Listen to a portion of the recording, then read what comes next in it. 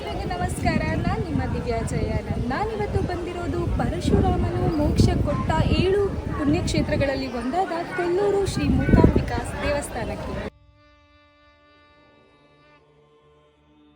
ಸುತ್ತಲೂ ದಟ್ಟವಾದ ಕಾಡು, ಕಾಡಿನ ಮಧ್ಯ ನೆಲೆ ನಿಂತ ಲಕ್ಷ್ಮಿ ಮತ್ತು ಸರಸ್ವತಿಯ ಅವತಾರವೆಂದೇ ಹೇಳಲ್ಪಟ್ಟ ತಾಯಿ ಮೂಕಾಂಬಿಕಾ ಬಂದ ಭಕ್ತರ ಕಷ್ಟ ಪರಿಹಾರ ಮಾಡುವುದಲ್ಲದೆ ಹಲವು ಜನರು ಅವಳನ್ನೇ ತನ್ನ ತಾಯಿ ಎಂದು ಭಾವಿಸಿದ್ದಾರೆ.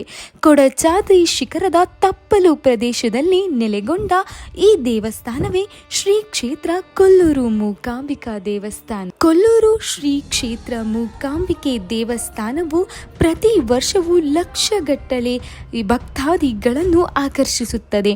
ಹಿಂದೂಗಳು ಪೂಜ್ಯ ಭಾವನೆಯಿಂದ ಕಾಣಲ್ಪಡುವ ಜಗದ್ಗುರು ಆದಿಶಂಕರಾಚಾರ್ಯರೊಂದಿಗೆ ಈ ದೇವಸ್ಥಾನವು ಸಂಬಂಧವನ್ನು ಹೊಂದಿರುವ ಕ್ಷೇತ್ರವಾಗಿರುವುದರಿಂದ ಭಕ್ತ ಸಮುದಾಯಕ್ಕೆ ಸಂಬಂಧಿಸಿದಂತೆ ಇದು ಅಗಾಧವಾದ ಹೆಸರನ್ನು ಹೊಂದಿ ಶಿವ ಮತ್ತು ಶಕ್ತಿ ಈ ಇಬ್ಬರನ್ನು ಸಂಯೋಜಿಸಿರುವ ಜ್ಯೋತಿರ್ಲಿಂಗದ ಸ್ವರೂಪದಲ್ಲಿ ತಾಯಿ ಮೂಕಾಂಬಿಕಾ ದೇವಿಯು ಕಂಡುಬರುತ್ತಾಳೆ.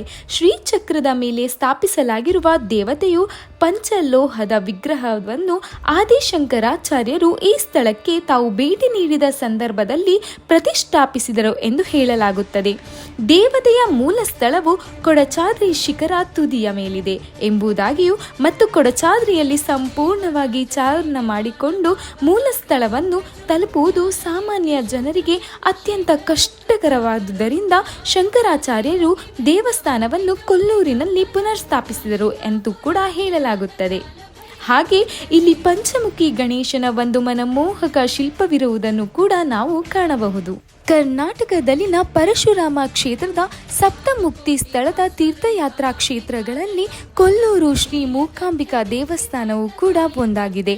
ನವೆಂಬರ್ನಲ್ಲಿ ನಡೆಯುವ ನವರಾತ್ರಿ ಆಚರಣೆಗಳ ಸಂದರ್ಭದಲ್ಲಿ ದೇವಸ್ಥಾನವು ಭಕ್ತರ ದಟ್ಟಣೆಯಿಂದ ಕೂಡಿರುತ್ತದೆ.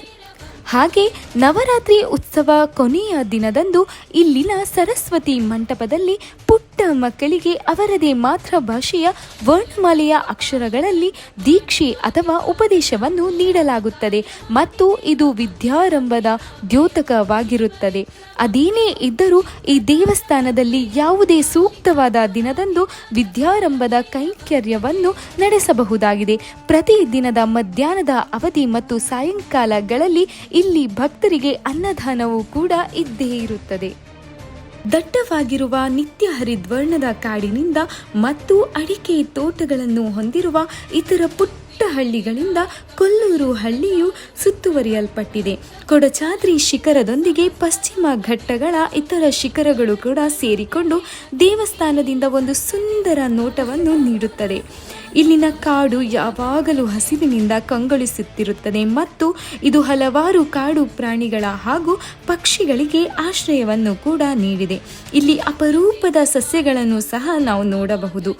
ಶ್ರೀ ಆದಿಶಂಕರಾಚಾರ್ಯರು ತಾವು ಪಡೆದ ಶ್ರೀ ಮೂಕಾಂಬಿಕಾ ದೇವಿಯ ಒಂದು ದರ್ಶನ ಅಥವಾ ಅಂತರ್ದೃಷ್ಟಿಯ ಅನುಸಾರವಾಗಿ ಈ ದೇವತೆಯನ್ನು ಇಲ್ಲಿ ಪ್ರತಿಷ್ಠಾಪಿಸಿದರು ಎಂಬುದಾಗಿ ನಂಬಲಾಗಿದೆ. ಯಾರಾದರೂ ಕೊಲ್ಲೂರು ದೇವಸ್ಥಾನಕ್ಕೆ ಬಂದರೆ ಈ ಪ್ಲೇಸ್ ಆಲ್ಮೋಸ್ಟ್ ಯಾರಿಗೂ ಗೊತ್ತಿರಲ್ಲ.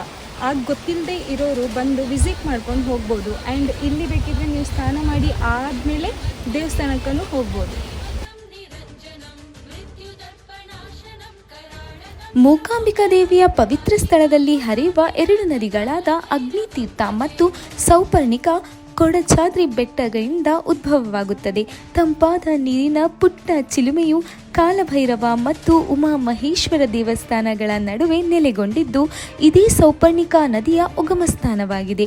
ಇಲ್ಲಿನ ಐತಿಹ್ಯವು ಹೇಳುವ ಪ್ರಕಾರ ಗರುಡ ತನ್ನ ತಾಯಿ ವಿನುತಾಳ ಅಳಲನ್ನು ಉಪಶಮನಗೊಳಿಸಬೇಕೆಂದು ದೇವತೆಗೆ ಮೊರೆ ಇಡುತ್ತಾ ಈ ನದಿಗಳ ದಂಡೆಗಳ ಮೇಲೆ ಕುಳಿತು ತಪಸ್ಸು ಮಾಡಿದ.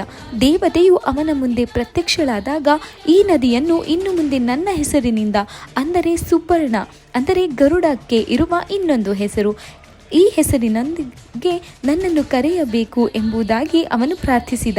ಆದ್ದರಿಂದ ಈ ನದಿಯನ್ನು ಸೌಪರ್ಣಿಕಾ ನದಿ ಎಂಬುದಾಗಿ ಕರೆಯಲಾಗುತ್ತದೆ.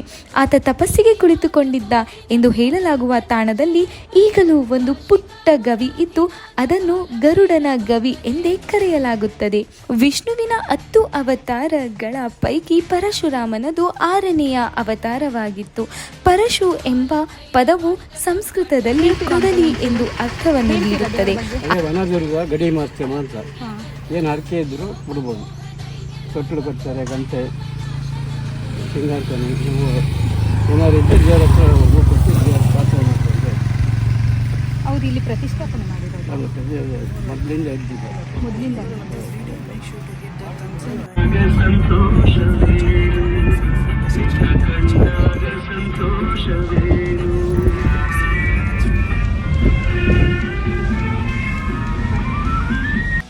ಇದು ನನ್ನ ಇವತ್ತಿನ ಬ್ಲಾಗ್ ವಿಡಿಯೋ. ಯಾರೆಲ್ಲ ಚಾನೆಲ್ನ ಸಬ್ಸ್ಕ್ರೈಬ್ ಮಾಡಿಲ್ವೋ ಈಗಲೇ ಹೋಗಿ ಸಬ್ಸ್ಕ್ರೈಬ್ ಮಾಡಿ. ಹಾಗೆ ಹೊಸ ವೀಡಿಯೋಸ್ನ ನೋಟಿಫಿಕೇಷನ್ಗೋಸ್ಕರ ಬೆಲ್ ಐಕಾನ್ನ ಕ್ಲಿಕ್ ಮಾಡಿ.